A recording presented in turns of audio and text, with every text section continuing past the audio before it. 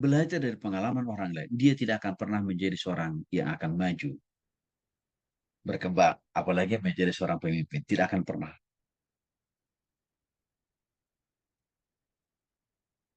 Karena lewat pengalaman orang lain, kita bisa banyak belajar sebenarnya.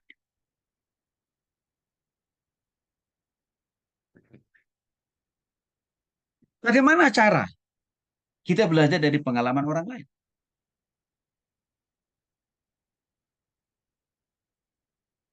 Kita mengambil makna, intisari, dari setiap peristiwa yang pernah dialami oleh orang itu. Entah pengalaman itu baik, manis, termasuk pengalaman itu mungkin pahit, alias tidak baik. Maknanya, esensinya kita ambil. Lalu muncul pertanyaan, Pak Tony, bukankah berbahaya Pak kalau kita belajar dari pengalaman orang tentang hal yang tidak baik? Oke lah, kalau belajar dari pengalaman orang tentang hal yang baik atau yang manis, nggak ada masalah. Tapi kalau kita disuruh belajar dari pengalaman orang yang tidak baik, bukankah itu berbahaya? Misalkan,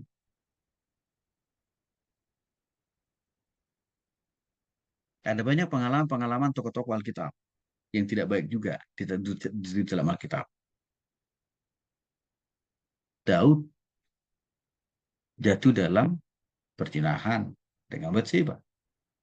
Salomo jatuh di dalam poligami. Nah, pertanyaannya, kenapa sih sampai Alkitab mencatat dengan begitu vulgar? Aib, Daud, dan Salomo. Masih banyak lagi tokoh-tokoh yang lain. Misi Tuhan, tujuan Tuhan. Karena kita mau juga diajar dari pengalaman-pengalaman mereka itu. Walaupun itu tidak baik. Tentu yang mau Tuhan ajarkan kepada kita lewat pengalaman yang tidak baik dari para tokoh-tokoh itu.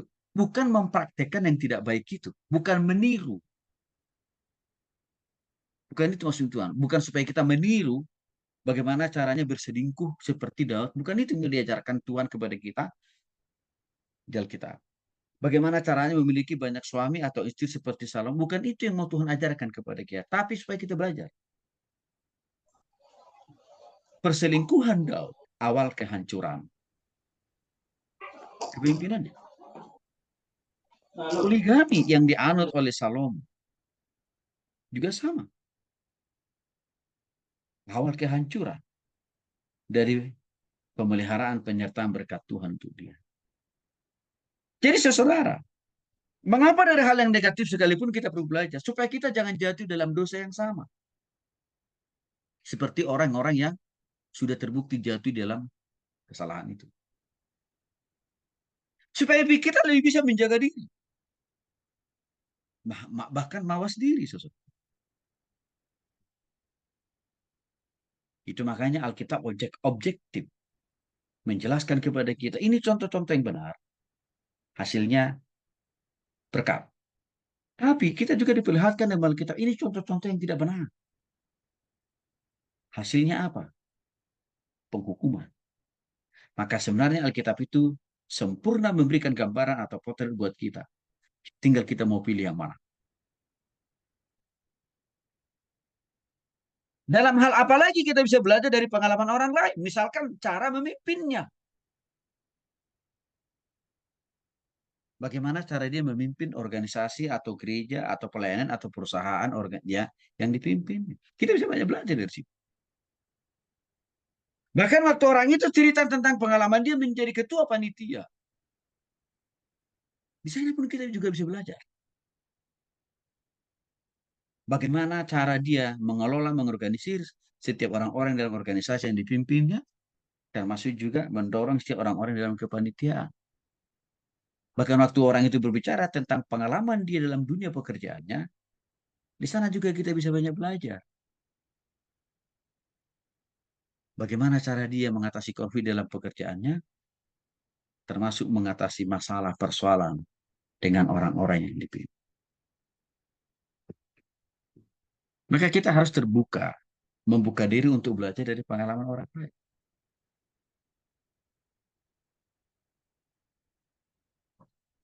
Pengalaman pertama kali saya dikasih kepercayaan memimpin sebuah kepanitiaan Natal, saudara. Saya di kampus dulu. Karena yang saya lakukan adalah saya banyak bertanya sama senior saya yang terlebih khusus mereka punya pengalaman menjadi ketua panitia Natal. Saya banyak tanya,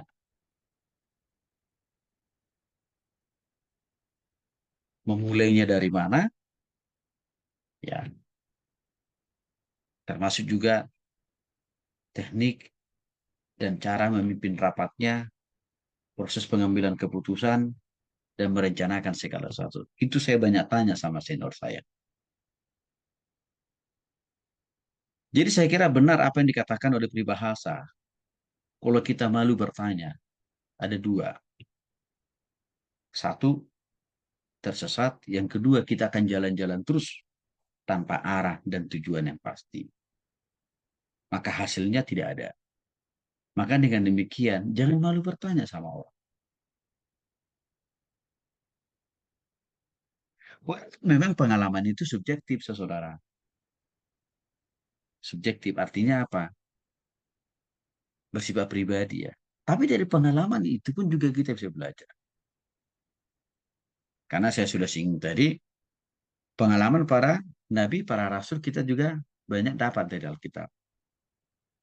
Walaupun di sisi lain, pengalaman-pengalaman mereka itu ada unsur subjektivitasnya, tapi ada unsur objektivitasnya juga. Karena pengalaman mereka itu dituntun bersama dan di dalam Tuhan. Yang kedua, cara memperoleh pengalaman itu harus berani melakukan sesuatu yang baru. Maka kalau saudara dikasih kesempatan untuk mengerjakan, melakukan sesuatu atau memimpin sebuah kepanitiaan atau sebuah kegiatan, jangan langsung nolak. Aduh, jangan Pak, jangan. Ya kapan kita punya pengalaman? Kalau kita menolak. Kapan kita bisa maju? Kalau kita menolak. Sampai kapanpun tidak akan pernah kita berkembang menjadi seorang leader kalau kita menolak segala sesuatu. Jadi caranya gimana? Responi saja. Ambil tanggung jawab itu. Nah, biasa, manusia langsung berpikir negatif kan Bapak Ibu. Wah, tapi nanti kalau saya salah gimana? Nah, gitu dia. Jangan terlalu cepat kita mengambil kesimpulan. Satu tindakan yang baru kita lakukan pasti gagal atau salah. Belum tentu. Karena seringkali iblis meneror kita untuk enggan bahkan tidak mau melakukan sesuatu tanggung jawab yang baru itu. Karena iblis mengatakan nanti kamu gagal. Bukan pakai kata nanti iblis kadang-kadang, tapi langsung iblis katakan pasti kamu gagal. Dan kita mempercayai itu, kata-kata itu. Akhirnya apa? Kita menolak tanggung jawab itu. Maka apa yang terjadi? Kita tidak akan pernah punya pengalaman. Saya dari dulu selalu ambil prinsip, ya, apapun yang dipercayakan, saya katakan siap lakukan. Urusan gagal, itu belakangan dulu. Kenapa saya ambil sikap itu? Karena saya mau bertambah punya pengalaman. Saya mau menambahkan pengetahuan yang baru dalam diri saya. Maka saya jarang menolak tanggung jawab yang dipercayakan kepada saya. Itu saya sudah miliki sejak dari dulu, sosok.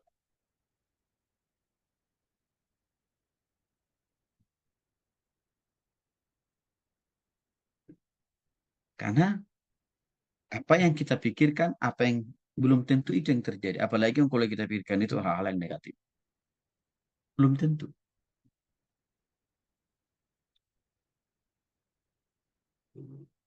Andaikan sekalipun terjadi kegagalan dalam melakukan sesuatu yang dipercayakan kepada kita. Dari situ pun kita bisa belajar. Sebab penyebab dari kegagalan itu apa saja. Dan dari situ setelah kita tahu apa sebab penyebabnya, dan kita juga bisa dapat menjawabnya.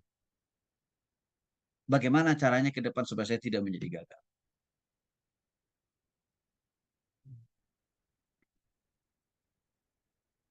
Karena dengan kegagalan sebenarnya banyak kita di sana memiliki kesempatan untuk memperoleh banyak pengalaman di samping pengetahuan.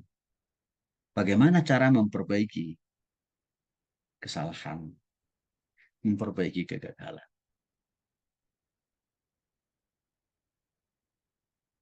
Jadi jangan ditolak kalau dikasih kepercayaan.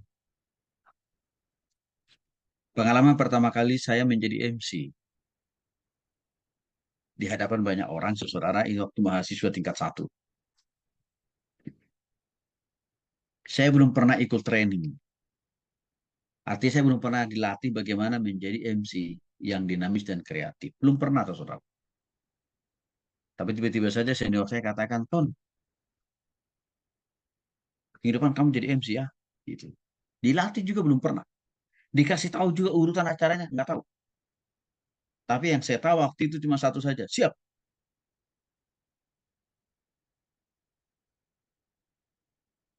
Belum pernah dilatih, belum pernah dikasih tahu caranya bagaimana. Tapi saya katakan, siap.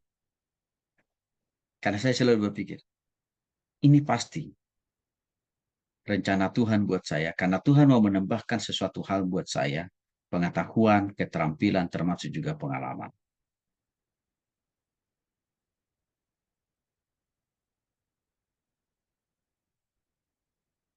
Maka selama 1 minggu itu, saudara, saya cari senior-senior saya. Saya minta bimbingan, arahan, bahkan saya minta mereka melatih saya sebelum hari H. Saya dicekot berkali-kali. Emang waktu sudah tiba waktunya, masih muncul juga rasa grogi. Karena belum pernah tampil di hadapan banyak orang. Muncul juga rasa grogi. Saking groginya, saudara.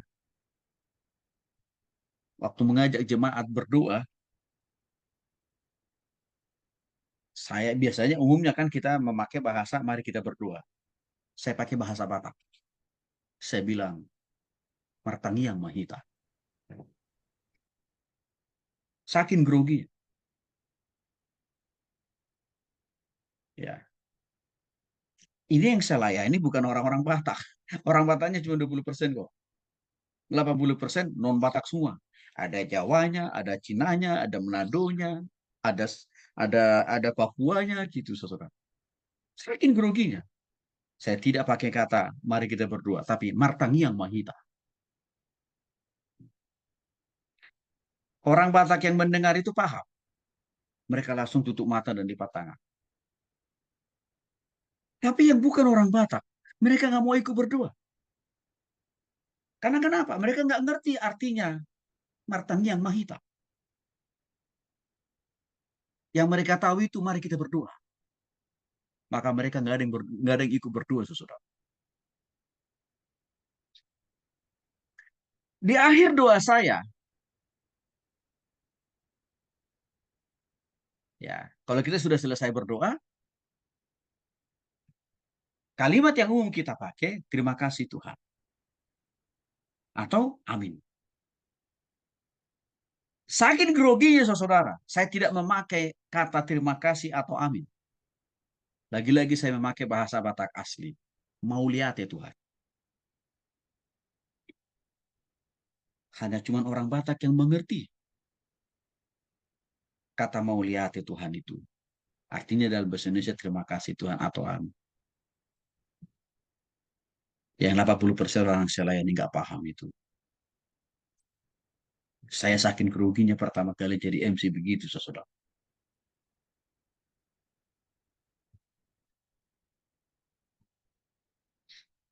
Apakah saya jadi takut, minder, menolak untuk kembali dipercaya lagi ke depan menjadi MC? Tidak. Waktu saya di, waktu saya dikasih tahu setelah selesai ibadah, saya kan kita ada evaluasi. Saya dikasih tahu, Tom, dari di awal kamu waktu mimpin doa salah, gitu. Salahnya di mana? Ya kamu pakai bahasa Batak. Nah, hanya cuma 20% yang tahu yang kau bilang. Sebagiannya lagi nggak ada yang tahu, makanya mereka nggak ikut doa. Termasuk waktu di akhir doamu. Tapi saya bilang, saya minta maaf. Saya minta maaf. Saya tidak sengaja. karena memang ini baru pertama kali. Tapi saya bilang, saya masih mau ke depan untuk mau belajar dan juga untuk dikasih kepercayaan.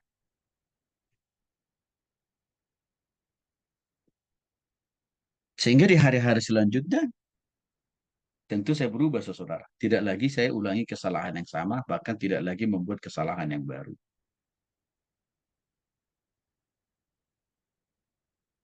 Pengalaman itu pengalaman yang tidak akan pernah saya lupakan. Walaupun itu sudah berlalu, Bapak Ibu dikasih oleh Tuhan Yesus Kristus 30 tahun lalu. Saya cerita kepada Bapak Ibu sekarang. Tapi itu sebuah pengalaman yang sangat manis dan indah buat saya. Untuk mendorong saya apa? Saya mau terus maju. Saya mau terus berkembang. Dan saya mau melakukan sesuatu yang baru. Dan terbukti apa yang terjadi, saudara. Saya masih dikasih kesempatan. Saya masih dikasih kepercayaan kok. Waktu teman-teman saya melihat, wah ini Tony, si Tony ini nggak ada takut-takutnya, nggak ada malu-malunya. Akhirnya mereka pun juga terdorong. Kalau si Tony aja bisa, berani, kenapa saya nggak bisa?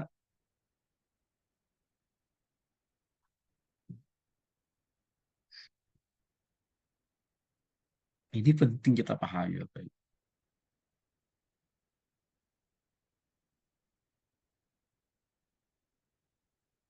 Jadi, jangan takut melakukan sesuatu hal yang baru, tapi harus berani. Urusan salah, urusan nggak siap atau tidak siap, nanti belajar. Nanti latihan. Karena saya banyak menemukan sarjana, master, bahkan dokter, saudara.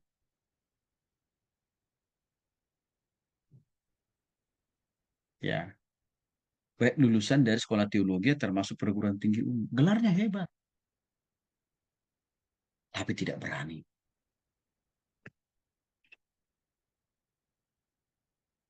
Selalu menolak kalau dikasih kesempatan atau kepercayaan. Akhirnya apa yang terjadi? Tidak akan pernah maju.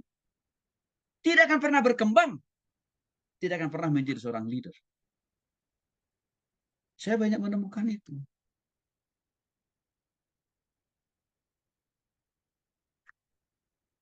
Maka itu melatar belakangi kenapa saya jelaskan kepada saudara. Kalau mau punya pengalaman, ambil kesempatan yang ada. Lakukan apa yang kau bisa lakukan. Persiapkan diri, tanya orang. Bahkan zaman sekarang kita dimudahkan dengan adanya teknologi Google. Nggak ada orang yang bisa kita tanya pun, Opung Google pun bisa kita tanya. Maka satu kerugian besar kalau saudara selalu menolak kalau dikasih kesempatan bahkan kepercayaan. Ini penting.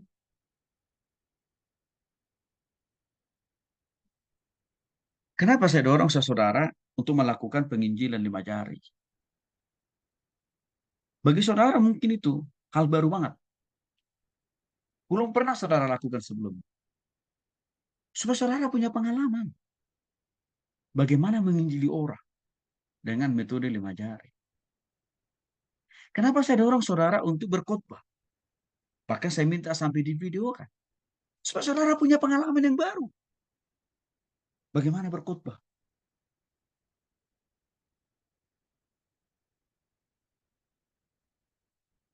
Dan tanpa pengalaman. Sia-sia semua konsep pemahaman teori yang sudah kita pelajari selama ini.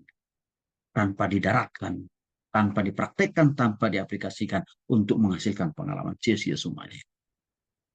Alkitab diberikan Tuhan kepada kita, saudara, bukan hanya sebatas konsep dan teori. Tapi Alkitab itu juga memberikan sebuah contoh-contoh real.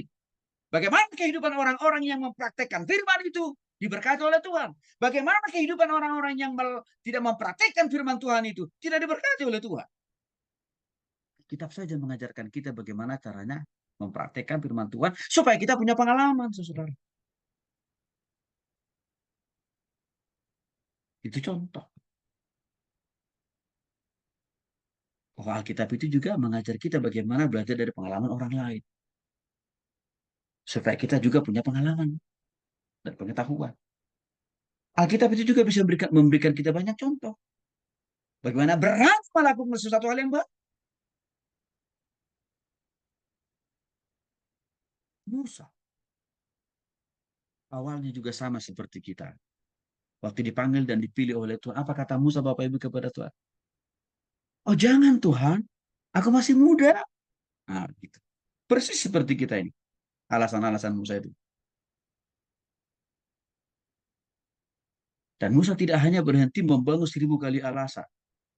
Waktu Tuhan panggil dia. Bukan hanya dia katakan dia masih muda. Tapi Musa katakan, Tuhan, aku tidak pandai berbicara. Di mulutku, lidahku pendek. Itu bicara masalah tentang, ya, dia bukan orang yang luar biasa dalam berkomunikasi. Tidak berhenti sampai situ. Musa sampai bilang lagi, Tuhan, aku orangnya pendek.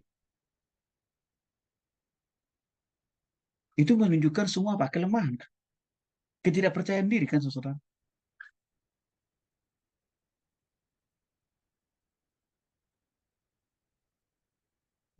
Awalnya Musa itu tidak mau melakukan sesuatu hal yang baru. Tapi Tuhan katakan, hei Musa, bukankah aku yang memberikan lidah bagimu untuk berbicara?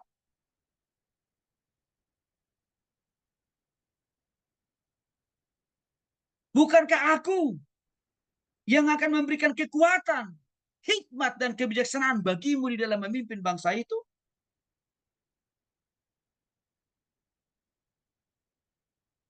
Bukankah aku juga yang mendandani segala sesuatu di dalam dirimu? Mata, mulut, telinga, hidung, tangan, kaki, kata Tuhan. Bahkan aku pun juga akan menuntun kamu berbicara tentang apa dan melakukan apa. Bahkan sampai Tuhan kasih garansi kepada Musa, saya akan siapkan 2 orang asisten bagimu. Salah satunya Yosua kan jadi asisten dia. Termasuk juga Harun dan Hur yang menopang tangan Musa berdoa. Akhirnya pun Musa apa? Berani mengambil kepercayaan yang diberikan oleh Tuhan.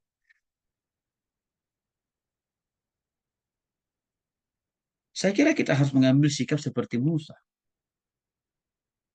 Yang akhirnya berani mengambil peluang dan kesempatan yang ada. Justru bukanlah. Sayang saudara. Kita sarjana, kita master, gitu ya. Tapi dikasih kesempatan, dikasih kepercayaan. Malah nolak. Takut. Bagaimana kita bisa jadi pemimpin? Maka penting berani melakukan sesuatu yang baik. Yang ketiga, karena Alkitab itu memberikan banyak contoh kepada kita secara konkret. Bagaimana kita belajar dari pengalaman para nabi, para rasul, termasuk juga kita banyak belajar tentang pengalaman dari pengalaman Yesus dalam memimpin. Maka kita juga harus menyukai, harus gemar membaca, merenungkan, melakukan firman Tuhan. Ditambah ke buku-buku kepemimpinan yang lain.